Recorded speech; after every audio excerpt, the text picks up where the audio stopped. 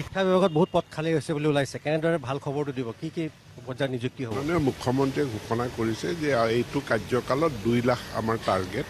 তেখেতে 2 লাখ নিযুক্তি দিম বুলি লক্ষ্য স্থিৰ কৰিছে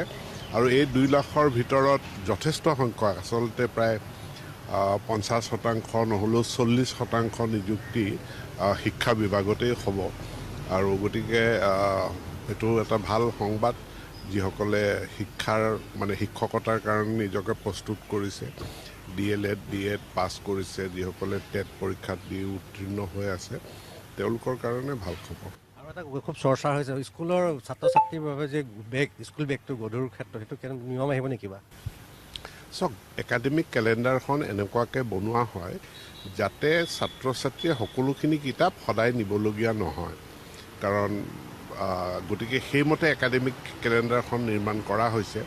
কিতাপৰ সংখ্যাটো বাঢ়িছে কাৰণ NEPত কিন্তু সকলো কিতাপ ছাত্ৰ ছাত্ৰীয়ে সদায় নিব নালাগে তেওঁৰ সেইদিনাখনৰ যিকেইটা একাডেমিক কেলেণ্ডাৰ মতে বা লেচন প্লেন মতে যিকেইটা শ্ৰেণী আছে সেইকেইটা নিলেই হ'ল গতিকে সেইটো যিটো পাৰ্মিচিবল ৱেইট লিমিট আছে তাৰ ভিতৰতে থাকে এটা ভাল খবৰ যে বাগিচাসমূহৰ কাৰণে ছাত্ৰ ছাত্ৰীৰ কাৰণে বাহন দিয়া হৈছে হয় মানে আমাৰ দূৰৱৰ্তী অঞ্চলত যাতায়াতৰ যথেষ্ট সমস্যা আছে আৰু সেই সমস্যা অনুধাৱন কৰিয়ে আমি পৰীক্ষামূলকভাৱে অসমৰ 11খন জিলাৰ চাহ বাগিচা অঞ্চলত য'ত তেওঁলোকে বাগানখন বহুত ডাঙৰ বাগান এইটো মূৰৰ পৰা সিটো মূৰলৈ যাব লাগে বিদ্যালয়ৰ কাৰণে বহুতে বাগানৰ বাহিৰৰ অঞ্চললৈ যাব লাগে গতিকে তাত আমি পৰীক্ষামূলকভাৱে এই যাতায়াতী ব্যৱস্থা কৰা অৰ্থাৎ স্কুল বাছ নহয় সৰু গাড়ী আৰু এইটো পৰিচালনা কৰিব স্কুল মেনেজমেণ্ট কমিটিয়ে আৰু প্ৰায় 5.5 কোটি টকা এই বছৰ বাজেটত দিয়া হৈছে আৰু এইটো এটা ইনোভেটিভ পৰীক্ষামূলক আঁচনি পৰৱৰ্তী সময়ত সকলো বিদ্যালয়তে হ'ব নেকি সকলো বিদ্যালয়তো কৰাৰ প্ৰয়োজন নাই এইকাৰণেই প্ৰয়োজন নাই আমি মানে এটা ৰেডিয়াছ ঠিক কৰি দিছোঁ ব্যাসাৰ্ধ যিটো ব্যাসাৰ্ধৰ ভিতৰত বিদ্যালয়সমূহ অৱস্থিত 5 কিলোমিটাৰ ব্যাসাৰ্ধৰ ভিতৰত এখন হাইস্কুল থাকিব লাগে